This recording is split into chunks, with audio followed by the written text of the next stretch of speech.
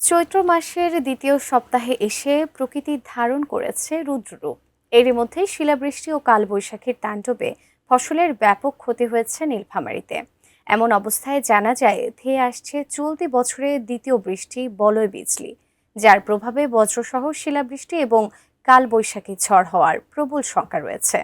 তাহলে দেশের কোন অঞ্চলগুলোতে কালবৈশাখী ঝড় হওয়ার আশঙ্কা রয়েছে, বিস্তারিত জানাচ্ছেন শেখ ফরিদ।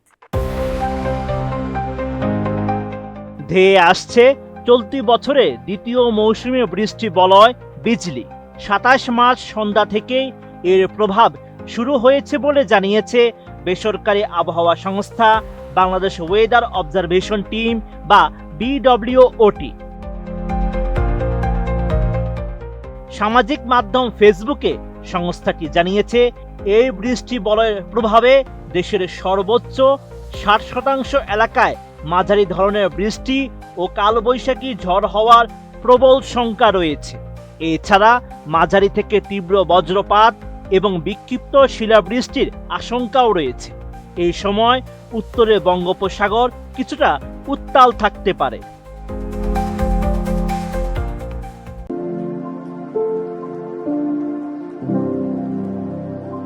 বেসরকারি আবহাওয়া সংস্থাটি জানায় ২৭ মার্চ সন্ধ্যা থেকে এর প্রভাব শুরু হলেও ২৮ থেকে ৩১ মার্চ পর্যন্ত দেশের বিভিন্ন অঞ্চলে কালবৈশাখী ঝড়ের শঙ্কা রয়েছে।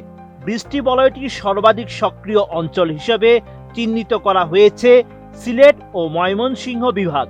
মাঝারি সক্রিয় অঞ্চল হিসেবে ঢাকা, রংপুর, বরিশাল ও চট্টগ্রাম এবং কম সক্রিয় অঞ্চল হিসেবে রাজশাহী ও খুলনা বিভাগের কিছু অংশ।